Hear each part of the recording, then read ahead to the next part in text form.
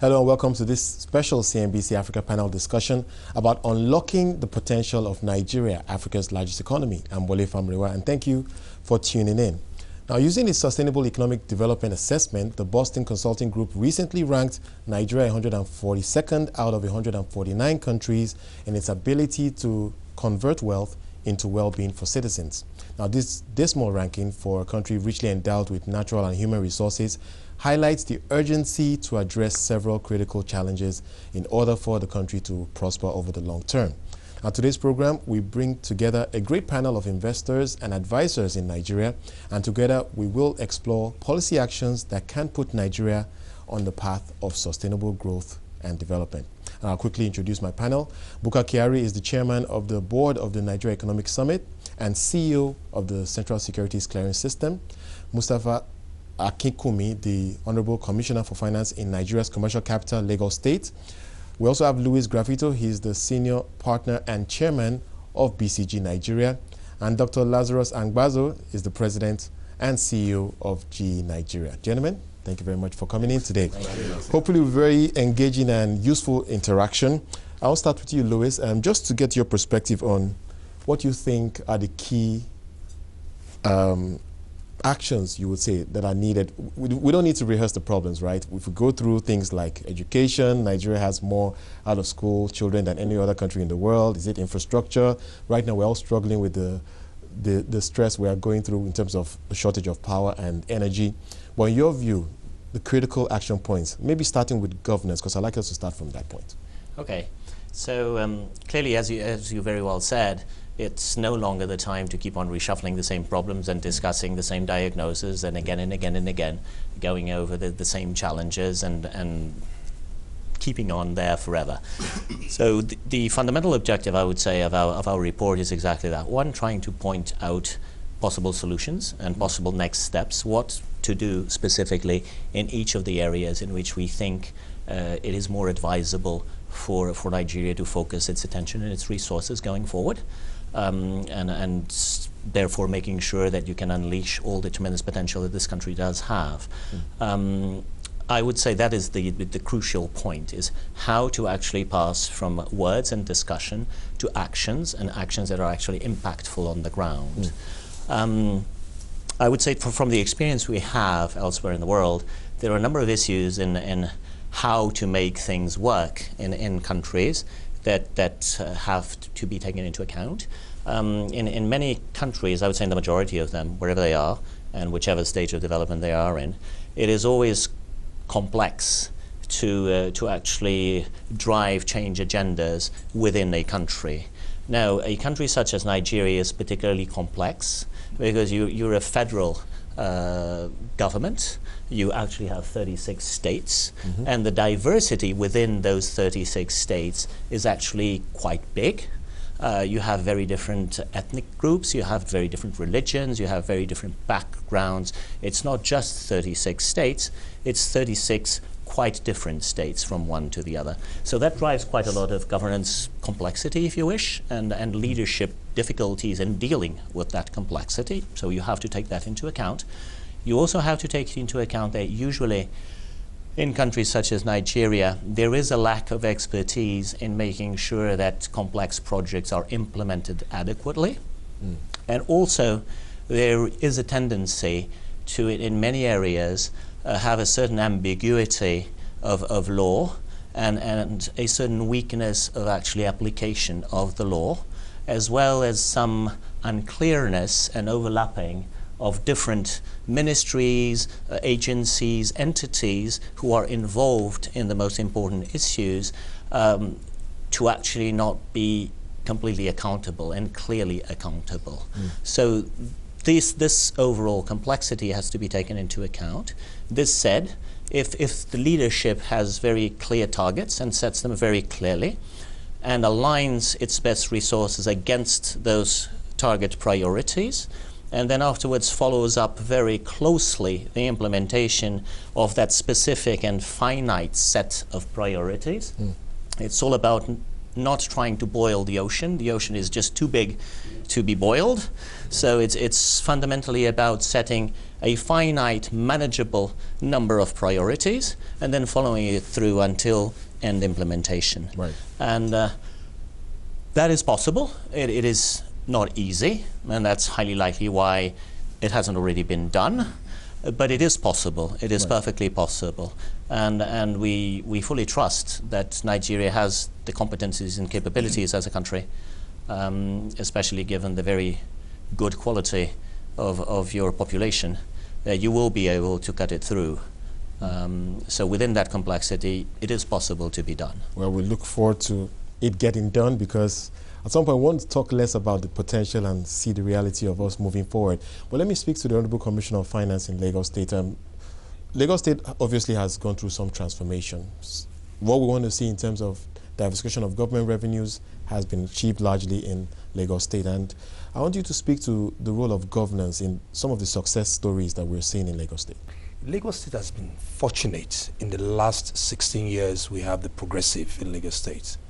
And there was a reform that started by His Excellency, the former governor, Ashwaji Bola Ahmed Tinubu, and which he focused on 3 major areas: and the public financial management, the public service management, and the policy and strategy monitoring and evaluation.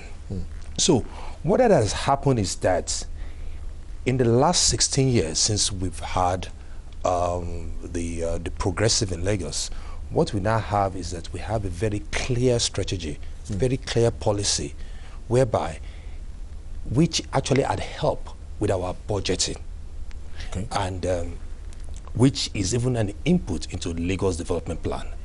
My boss, the current governor, in his manifesto, the Lagos development plan is actually in his manifesto. So now, so that speaks to continuity. Exactly, it speaks to continuity. So strategy and then continuity in terms of implementation. So, and what has that done for us? With that, we're able to monitor our budget performance over the years. So we'll be able to track performance, we'll be able to see the input and output from all the MDAs and monitor that over time. And that actually helped us with the our development program with the World Bank. As you may well know, that with the World Bank approved 600 million to Lagos State, whereby we've got the first 2 tranches. In fact, we're getting the last one, 200 million. And this is purely, it's a budget support. And what allowed us to be able to have access to this, it's really the governance that we've actually implemented over the number of years that actually helped us tremendously. So I can authoritatively speak to you how we've performed, our budget has performed in the last 10 years, because we have those numbers. Right. Now, so on the monitoring and evaluation, it actually allows us to actually look at all these different MDAs and keep each other honest and look at the evaluation and monitoring strategy to all the KPIs to make sure all the MDAs are in line with their promises. All right. Yeah. We'll definitely hear more from Lagos State in terms of your experience. But I want to go to Lazarus, because your company, many will say it's the size of one of the biggest African countries. It's such a huge conglomerate, if you like, GE. And I want to hear from you about the value of governance, because that's what we're focusing on in this segment. The value of the governance structure that you have in place in GE in allowing the company to grow to the size it has, to execute the way it does. No, thanks, Wole. And I think Louise gave a very good description of the complexity and the diversity of a country like Nigeria. There's nothing like it, not even a GE, right? But having said that, I will say that there are certain characteristics of GE that are similar. The scale is there. We operate in over 180 countries, right? In major businesses in about 8 different global industries, right? And generates a revenue of about 150 billion, to your point, But, when you think about, and the fact that the company has been in existence for 150 years, at the top of its game, there's something that makes that possible. And I think some of the themes you've already heard from Mustafa and from Louise, speak to that. Governance starts with leadership, right? It's got to be that. And with strong leadership at the top and at every operating unit and at every functional unit. And I would say there's good news here for Nigeria, because I think we now have excellent leadership at the top. So there is hope. There is quite a lot of hope. But this leadership is not a one-man show, right? Not even in GE. It's got to be shared responsibility, and it's got to be cascaded to the different countries, the different business units, and even in a country platform such as Nigeria, it's not just about me, it's about the rest of the team, right? So leadership is really important, and I don't think we pay enough attention to it in terms of really putting a premium in terms of the quality, the talent, and the development of leadership even as they go on to do their job. So that's number one. That's the first dimension. I would say number two has to be about the prioritization. You cannot do everything. And I think you need to kind of focus on areas that are enablers for success and for continuity. So having a few set of priorities in GE, we call it the blueprint. Every year we have an annual blueprint, and over 3-5 years we've got the growth playbook. And it's a rigorous process. We do not relent on that. And I think it kind of forces accountability, it forces the prioritization in terms of the goals and objectives that have to be achieved in a particular year, and if they haven't succeeded, what do we do in the subsequent year? So that's number two. Number three has to be about the capacity to actually deliver, to execute. Even a company like GE is investing heavily in that capacity, depending on whether it's in a different country, in a different customer, in a different segment. So the capacity to execute is something that we need to kind of think about. We can't just assume that things will happen by themselves. They never do, right? And not in a complex and complicated environment such as Louis described Nigeria to be correctly so. And then the final point I would say it's about performance metrics. This is the essence of accountability, right? Leadership without accountability is no leadership. Leadership without priorities and really real focus is no leadership. And without the capacity to execute, we're really just dreaming pipe dreams. So I'll just leave it on those 4 themes at this point in terms of what has really differentiated GE over 150 years to continue to deliver for its shareholders and for its customers and partners such as Nigeria. I think you've hit very, very useful themes, and we'll get to that later on. I'd really like to hear from you on those points. But before that, let me give Bukka Kiari the opportunity to contribute to this. Your thoughts about strong policy actions, especially on the governance side. Yeah, on the governance side, I think it's been espoused quite well. What I, bring out is that with proper governance, the rest of the things become easy. Now, getting proper governance is actually the key. Now, how do you do that? Number one, people would quickly jump to the fact that we are a democracy, and to me that's not enough. Even where you don't have a democracy, you can still have a certain structure, and that would be the governance, right? Basically, are leaders accountable to their actions? And what Dr. Mustafa had highlighted in Lagos is a clear case of a state within Nigeria, with all the complexities stated, being able to put a proper governance in place and then continually, put that S-curve over and over again over each one of the successive governors. And the key thing you have there is that the citizens were also engaged. There is one thing that Lagos State does that I wish all the other states do, which is the town hall meetings. The state governor meets with different communities around the state periodically so that he can sound them out. Because it's a two-way street. Leadership that actually gets the right feedback continue to do better if you hear encouragement from the citizenship that you're doing a good job. Where you're not, they would also let you know. And that reinforcing force enhances that governance structure. So in a sense, I think for the remaining 35 states, including at the federal level, we can come to Lagos and learn quite a bit in terms of what has happened in Lagos in the last 16 years. Let's hear a lot more from Lagos. Obviously, very complimentary remarks in terms of what has happened in Lagos State. He talked about rigor, he talked about capacity. Just speak to some of those themes, and maybe you can follow up on some of the points he has made in terms of the accountability that is needed in government. Yeah, you see, and I'm glad that you talked about the feedback. My boss, His Excellency Akin Mbode, he believes in the feedback from our constituencies. We have quarterly meetings with the public. We don't choose them; they come, and they tell us what we're not doing right, what we're doing wrong, and what we're doing right, and we take the feedback back, and we react to that. Right. So it's very, very critical. But one thing I need to just bring back in some of the good story of Lagos, it's that the former governor, Asiwaju Bola Ahmed Tinubu, embarked on the fiscal and as well as public service reform. And as a result of that, that actually helped with our internal generated revenue. And we all know the story today. Right. So that is key, and that is about, again, about leadership. It's about leadership, it's about continuity. And again, that the access to finance and improvements in the infrastructure development. And that is what we are able to see in Lagos. Right. I think very, very solid points have been made about governance. But I want to talk about infrastructure. It's a big deal. Oh, yes. And particularly in Nigeria.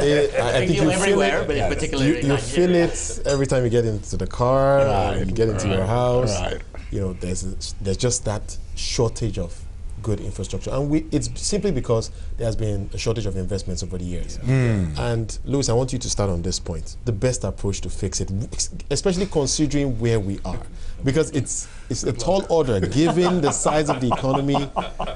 It's a tough one. Again, you can look at it as a half empty glass or a half full glass. You're right, and actually, from our report, if you would ask me, which is the priority out of all the important things that we think Nigeria should be working on, we would say the priority should be infrastructure, and making sure that we deploy a much better infrastructure much quicker than we had in the past. Because you actually have the luck to be blessed with this incredible population that you have. It is large, it is young, it is very entrepreneurial and very vibrant. It wants to do things, and actually, by our observation, all your generations are perfectly capable and are showing that they're capable of enormous sacrifices to make sure that the education that your children have is as best as possible. Now, these characteristics build an enormous sort of cornerstone in which to build a very strong country over. Now, actually, the next step, I would say, when you have a fantastic population, plus you also have a fantastic potential in agriculture, plus you have all sorts of, you've got lots of other things, right? We'll be hearing a lot of that. But you bump immediately into one very first big sort of stumbling block if you don't have adequate infrastructure to leverage on this fantastic population that you have. So how do we fix infrastructure? And there we think, again, priorities and then following through, making sure things happen on the ground quickly. And then you have success stories. And as the Commissioner was just mentioning, there's nothing better than a set of success stories, even if it's just 2 or 3, to then start capitalizing over a virtuous circle and getting far more financing, getting far more support, it's just suddenly gets so much easier. So coming back, what do we think should be done? Number one, we think that in infrastructures, you should develop a body that actually reports directly to the top leadership of the country. That body should be responsible from the beginning till the very end of a life cycle of an infrastructure, which is from the idea generation, the actual building up of a bankable project, the actual financing of the project, the actual implementation of the project, and then making sure that actually the stream of revenues and costs throughout the life cycle of the concession is actually the one that was planned for. Right. And so in the end, the story is the story that was planned for, and everybody's happy. Right. So well, infrastructure has different elements. So we're talking about roads, power. Yes. But you're saying that there should be one body a centralized body to manage that process. Is that what you're saying? I am saying that there should be a centralized body that actually does step one for us, which is determining which should be the 6 to 10 projects that we are going to make sure that in the next year and a half are on the ground being built. So for that stage of choosing which should be the ones that we start with, and then for trying to finance those and doing the roadshow of those, we think it should be a centralized body. Now afterwards, for the execution of each of them, because you are very correct, infrastructure is not the same thing, right? There are many different infrastructures. We tend to think that for Nigeria, the priorities should be on power sector, on roads, and on sanitation.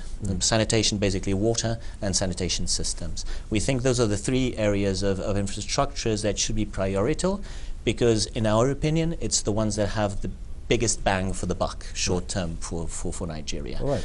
Power would enable you to diversify your economy, and so therefore have more foreign exchange sources, have a much larger tax base, and so therefore a much less dependency on the oil sector, especially on FX and on government revenues and government budgets. Right. The roads, because that will enable, among other things, to start the unleashing of your agricultural potential, which is huge. And last but not the least, you have a lot of problems on the healthcare area, which in our opinion, in the stage where you are, the biggest sort of return for investment you would get in the healthcare sector is actually out of investing in infrastructure around the water supply and around sanitation. All right. I need to go into a break now, but before that, I just want to hear from the Honorable Commissioner of Finance from Lagos. Lagos obviously has been investing for several years heavily in infrastructure. I want to hear about your approach and the success that you're experiencing. Okay. It will help for me to describe where we are today. We estimated that we lose $7.5 million daily on traffic congestion.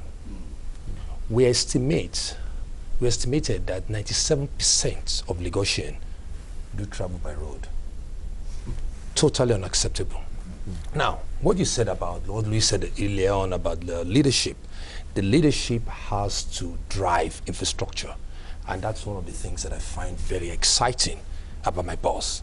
So not only that he's the CEO of Lagos State, but he's even the CEO of the infrastructure project, because my boss do go out every week to evaluate some of our infrastructure projects. I will first start with transportation. Right now, what are we doing in transportation? We have the rail. I'm sure you've seen the Blue Line, which is under construction. It will be live before the end of the year. We have the waterway. Lagos is blessed with water. We're surrounded by water, and we are working daily, day in, day and night to resolve transportation on the water. We have the buses. We have the monorail, which is on a public-private, and that should be done in the next couple of years. So there's a lot of excitement in transportation in Lagos, and that would unleash Lagos. As they always say, build it, and they will come. So, and that is what Lagos is doing. So I'm excited for Lagos, and I think in terms of transportation, in the next couple of years, we're going to be having totally a different story. Right. Because again, it's about leadership. It's about the leadership taking ownership. The leadership of Lagos it's taking that ownership and it's inspecting it on a weekly. It goes around and it monitors this project. Now, this is definitely a big issue, just as Louis has mentioned. We'll come back to this conversation after the break. I have to take a commercial break now. As we head into a short break now, we'll come back after this and give you more perspectives and continue our discussion about policy action that can put Nigeria back on the path of sustainable growth.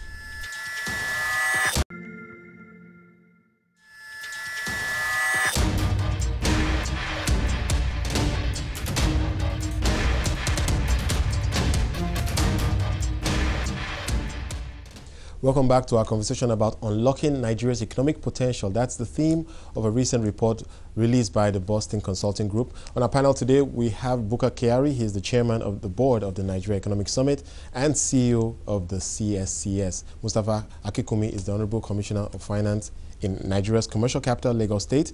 And Louis Vito, he is the senior partner and chairman of the BCG Nigeria, or in BCG Nigeria. And of course, Dr. Lazarus Angbazo is the president and CEO at GE Nigeria. Gentlemen, thanks for staying with us. Okay, we're going to continue this conversation. Maybe bring in Lazarus and Bukar into the conversation now. There is no way we're going to fix infrastructure without some elements of public-private partnership. The gap is just too great. So the government cannot do it itself. Lazarus, I want to hear from you. What are the best solutions? Well, first of all, I think the way you started the whole session around governance, was absolutely brilliant, because I think it is the biggest constraint to any sort of economic development, particularly infrastructure development. And I think in the case of Nigeria, infrastructure development actually has some lessons that you can draw from what has already happened in Nigeria. Case in point, in terms of the innovation and the commitment that actually supported what we're seeing in the telecoms area. That's an area that I think we need to applaud. And all of the elements that we talked about in governance had to play and support that. We're seeing the same sort of results in the ports, concessioning that has happened. These are the two areas, right? And I would say, even as we think about the power sector, which to Louis's point is probably the most important segment, and I agree with that, with a company named General Electric, I think that the privatization that has started, in the power sector, it's in the right direction, and I can tell you some well-meaning serious people in Nigeria keep saying that government should get out of it and stay out of it. I think that would be a travesty, because you do need a commitment of government as well, especially when we're building public infrastructure, and it cannot be an abdication entirely to the private sector, because the private sector alone cannot do it. Hence, the point around public-private partnership is absolutely the correct one. I think that we have embraced it as an example, and I know many other companies in Nigeria are doing this, but as an example, the General Electric company has embraced this concept of public-private partnership, and we've been implementing a strategy called a country-to-company over the last few years. And within that country-to-company, we sort of made a commitment to the people, to the government, and the public and the private sector of Nigeria to say we're going to work on three areas. One, infrastructure solutions, financing, and of course, localization or the development of the local capacity to actually deliver projects. Right. And if you think about what we've done or what we're doing in the power sector, commitment around 10,000 megawatts of projects, and we have a pipeline of that. And there are active discussions now that we're having, with the current government as well, around what can we deliver in 2016, right? I am really excited about the discussions we're having also in the rail sector, with the leadership of the president and the real drive of the Minister of Transportation, talking about how do we sort of revitalize the rail segment, because of course it is the second biggest constraint as far as infrastructure is concerned to economic growth. And so how do we optimize the infrastructure that we have in the rail sector by concessioning it, by localizing some of the rolling stock capability in Nigeria. And GE is not the only one thinking about doing this, but we are sort of pulling together a consortium in terms of the local supply chain that you need to be able to support the economic and the infrastructure development. Again, that is probably one of the biggest complaints you hear, that we can't do it in Nigeria because we don't have all of these things, right? Well, we've got to do it here. We've got to go back to the basics, of economic development. And so one thing that we're doing is to actually localize some of the supply chain capability in the power sector, in the oil and gas sector. And if the rail concessioning happens, we're going to be doing a lot of that localization in Nigeria as well, so that you will have the underpinnings, of a supply chain that will support a long-term sustainable development of the infrastructure. So I am actually very optimistic. I won't use the P word, the potential word, but it represents a tremendous opportunity for us. And I keep saying we're going to be here for another 100 years, building infrastructure, because that's what it's going to need. And well, think about it, right? I mean, it's got to be a PPP, a public-private partnership, because even in mature economies, you know, with saturated infrastructure and mature infrastructure, they are continuing to invest in infrastructure. And the government is investing. I mean, the US is investing, the UK is investing, and any other major economy is investing. So how is it that the government of Nigeria will abdicate to just the private sector? You know, I think we got to find the right formula and the right model, and we all have value to bring to the table, and hence this discussion we're having here. Right. I commend Lagos State because I think they found a model, and the rest of the states at the subnational level can follow that example as well. But there's a lot of opportunity. Right. Buka, I just want to get your perspective on this. He has talked about several elements: concessions, privatization. If you look at, for instance, this year's budget, there's a sense that the federal government wants to a large extent, go it alone in terms of building the critical infrastructure. We're seeing huge budgets for power and other infrastructure. Your thoughts about bringing the private sector in and how critical that is, and the best way to get that achieved? I think I'll stand on the thoughts that have been shared, and to be specific, what Louis had mentioned about those elements of change that you need, those steps. Now, talking about infrastructure, there is no government on earth that has all the resources. I'm now talking in terms of capital, right? Sure. Resources to execute all the social projects that exist in the country.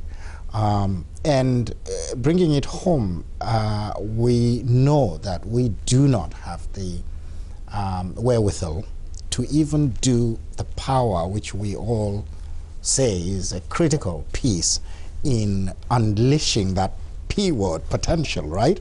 Therefore, it's just natural to look for PPP. The days of people with suitcases, with briefcases, jumping in on the plane and going to Abuja and looking for contracts should be done away with, because the thing is that what do you bring to the table? The engagement of GE with Nigeria, if I can say, it's actually a very clear example of a PPP project. GE is investing in Nigeria. We shouldn't lose sight of that. It's a for-profit organization, but it has seen that some of the projects that GE is going to be involved in must be bankable. So in terms of what we need at the top is to have, clearly we've done the right thing by having 30% of our budget going to go to capital expenditure.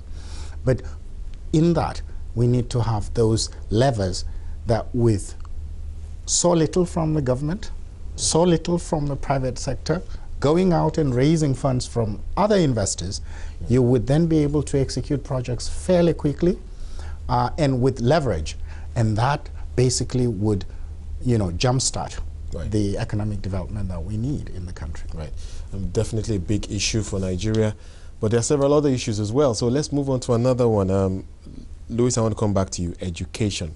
Like infrastructure, it's one of Nigeria's greatest challenges. And incidentally, I looked this up. We actually spend huge amounts in education. When you look at the federal budget, it's a big piece of that. But we're certainly not getting the results we need. What is wrong with the system, in your view? From our point of view, a number of things can and should be improved. And some of the themes are actually recurrent from area to area. The first thing that we think lacks in education is, again, a clear centralization and ownership of the area, of the space of education. There are way too many levels of governance that are involved in education, from the federal to the states to the local governments to a series of, there's at least a dozen of different agencies that are also involved in the education process. So there are too many people with not completely clear roles, not completely accountable, and with quite a lot of lack of objective data of which are the results that are being obtained on the ground.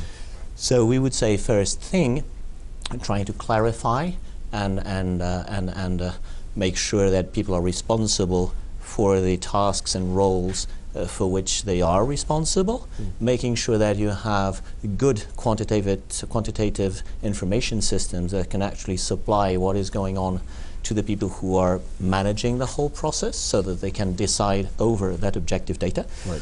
Making sure that that bit of governance is straightened out. Develop a modern, good national curricula that would be rolled out to all your schools, whether they are public or private.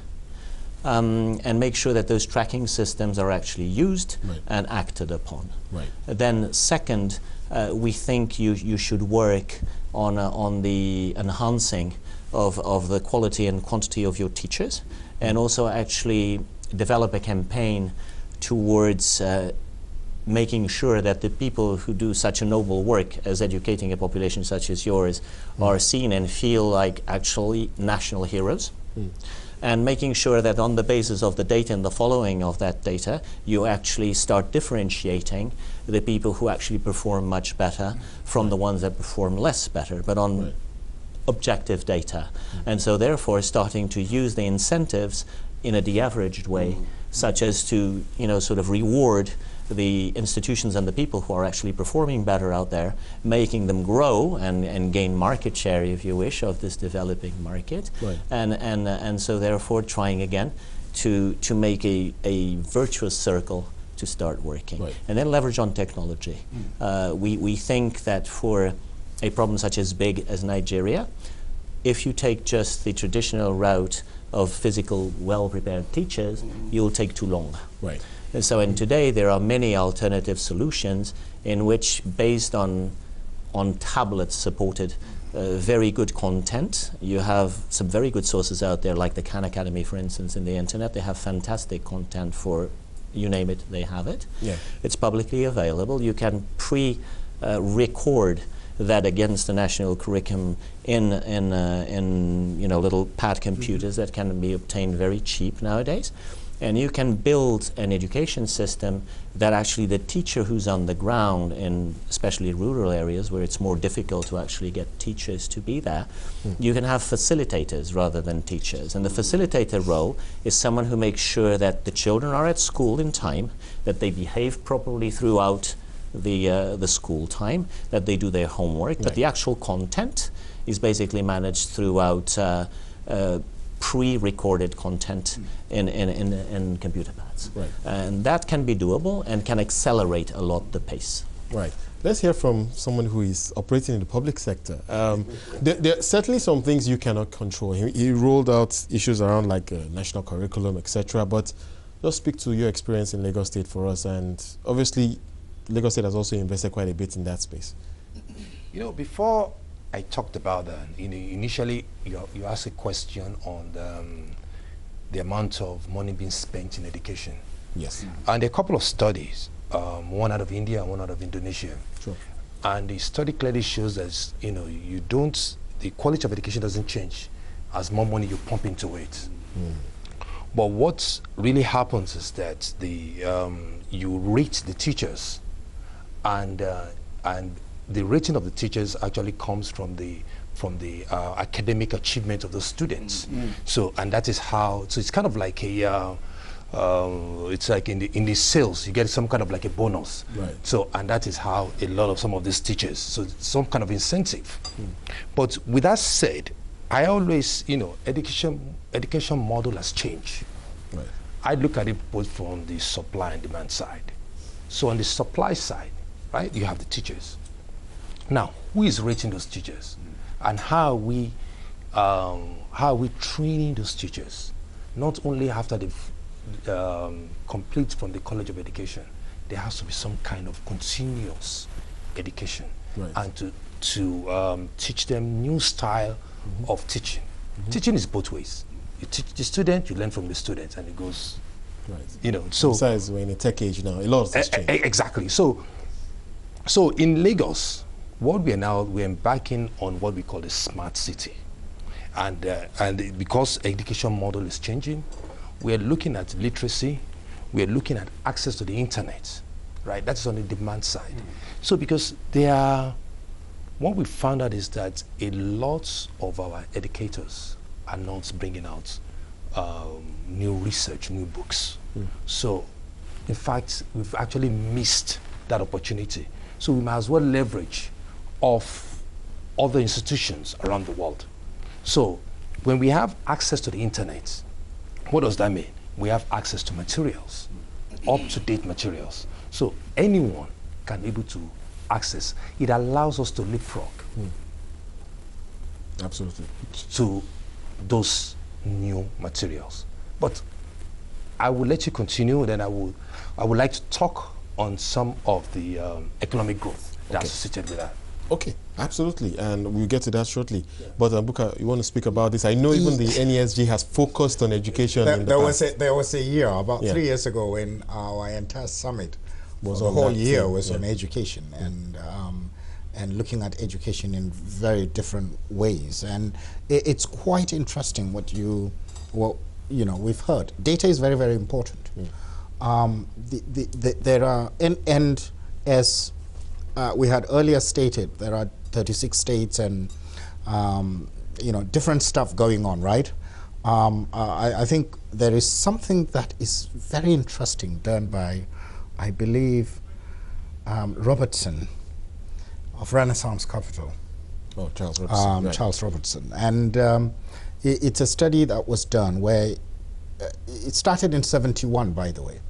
In 1971, look at this high school or secondary school enrollment as a percentage of the total number of kids of that age.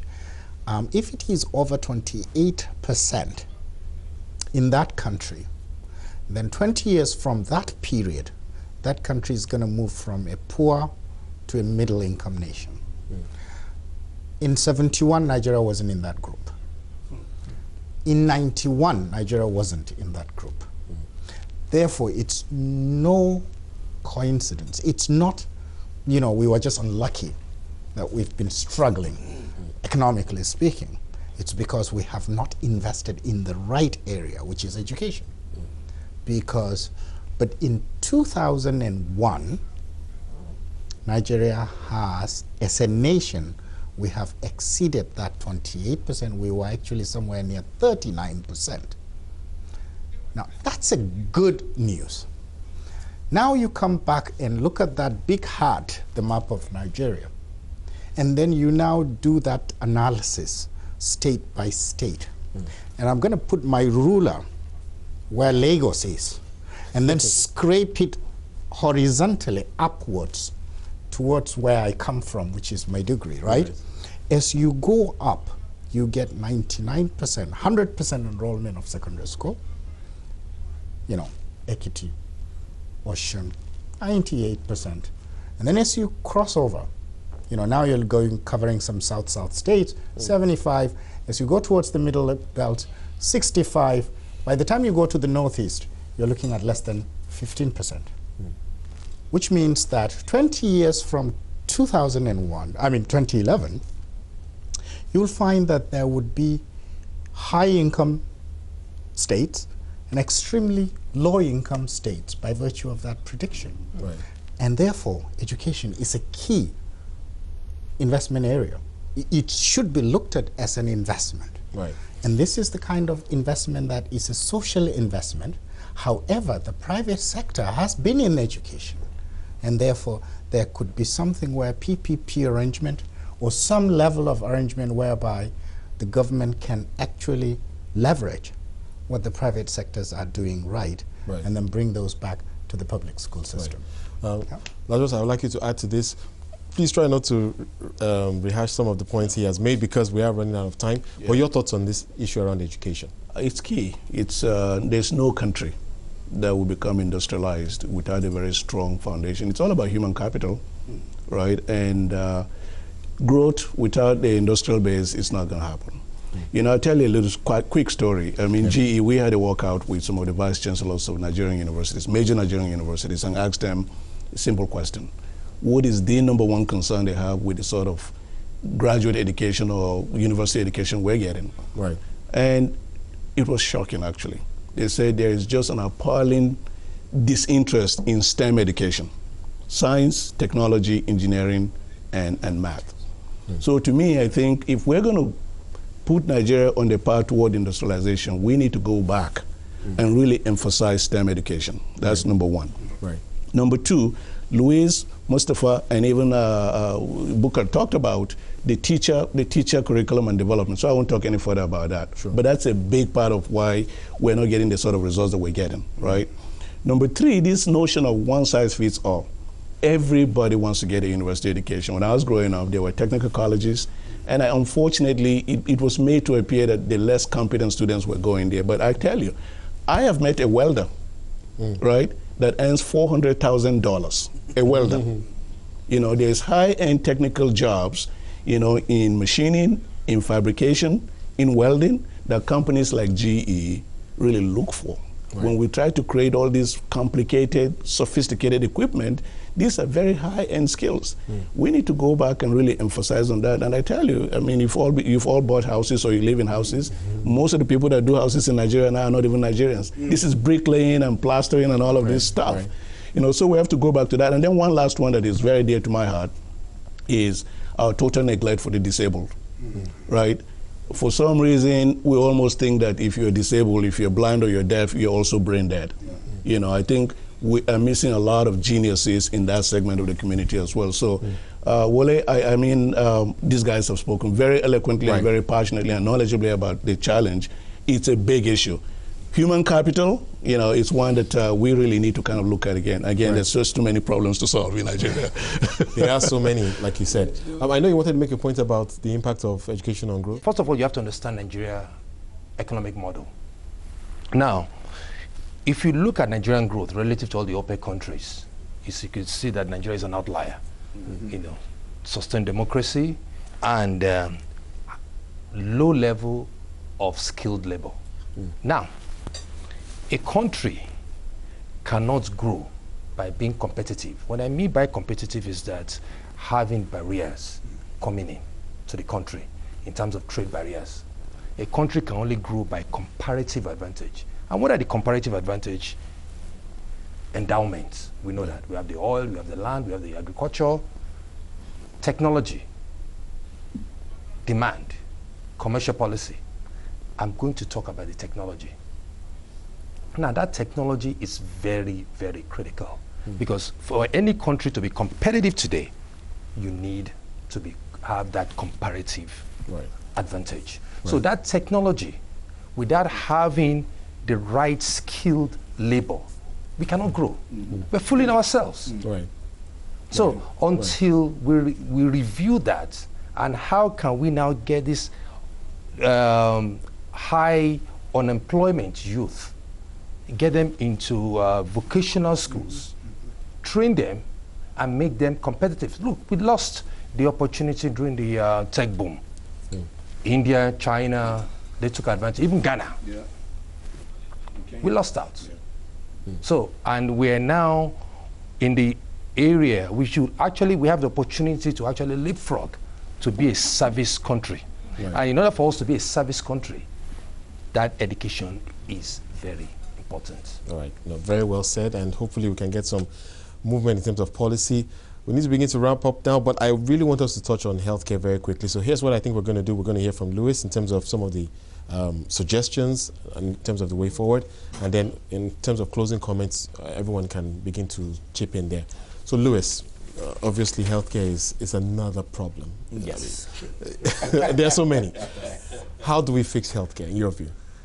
Well, not going again over the recurrent sort of theme of the governance, which again repeats itself in healthcare in a relatively major way. I will go directly to the more specific things that we think would be useful for healthcare in Nigeria. First, as I mentioned when I was talking about infrastructures, is having an investment in what we call the healthcare ecosystem. So it's not only about the hospitals, the doctors, the nurses, it's also about that, but it's not only about that. You have a lot to gain in making sure that actually your people avoid diseases in the first place. And avoiding diseases or accidents are a different kind of disease, if you wish, you have a long leeway to gain. Because if you can have people accessing fresh water and having reasonably good sanitation systems, many of your related diseases such as cholera, diarrhea, malaria, etc. can be way less acute than they are at the moment, number one. Number two, if you have good sanitation systems, the same thing. So you actually tackle the problem via the infrastructure side, via the ecosystem side. So that's one thing that we think you absolutely would gain a lot from. And then afterwards, there are two very big dysfunctions in the healthcare market, if you wish, in the healthcare area in Nigeria. One stems from the demand side, and the other stems from the supply side. From the demand side, actually, a very simple change in your insurance laws, that if instead of advising companies that have more than 5 employers to have a proper healthcare protection, if it would be mandatory, that would unleash an enormous demand for the services and for that. And if you would then work on the supply side, in which you also have a lot of dysfunctionalities, by making sure that you would build a network of primary diagnosis centers that can very quickly, and leveraging on technology, remote access, etc., that can quickly actually sort out what people should do and when, so that things can be taken care of at the adequate moment in time.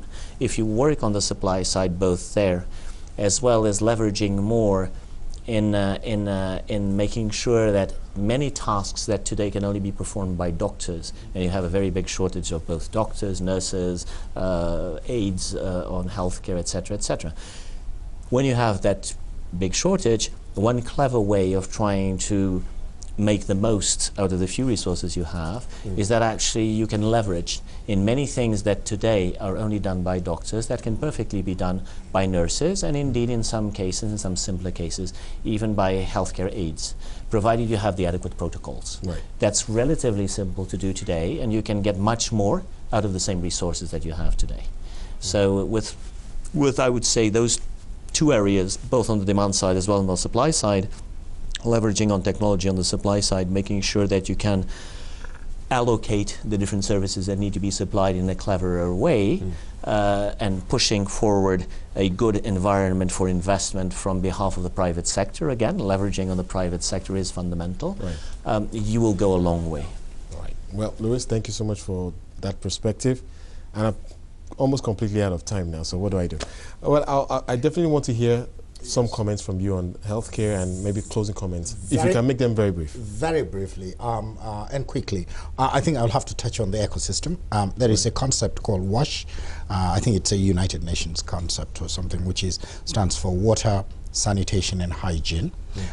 It has the most impact of all the other things related in the healthcare delivery system, where access to water in Nigeria is I believe it's approximately 60% or below 60%, I'm not sure. And sanitation and hygiene, I remember, you know, for anybody who is above 50 years old in Nigeria, there is basic hygiene is taught in primary schools. And it's something that has become so natural that as you grow up, you tend to avoid certain things. And that's because it was ingrained in you.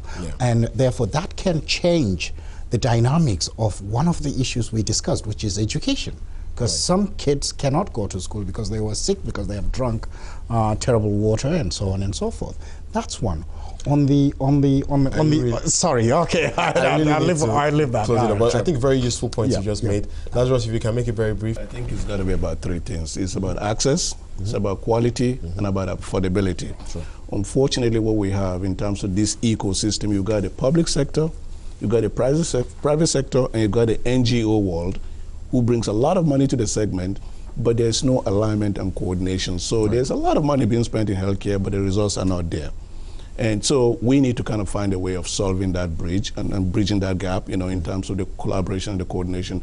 The other thing that Louis talked about is really providing access to financing, because you've got a lot of medical entrepreneurs wanting to do things, but they can't get access to funding.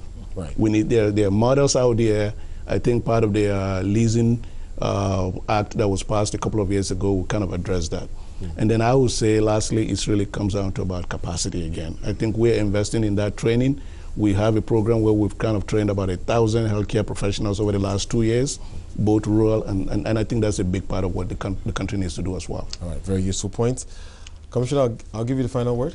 Yeah, wait, I'm just going to focus more on the funding of health and what we'll be doing and in Lagos State.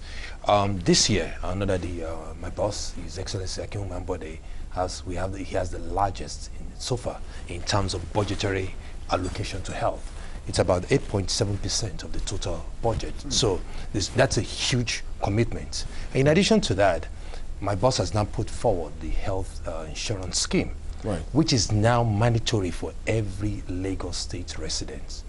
And as long as you're employed, it's mandatory to pay towards that scheme. Now, the government, the state government, will now take care of the poor and the elderly.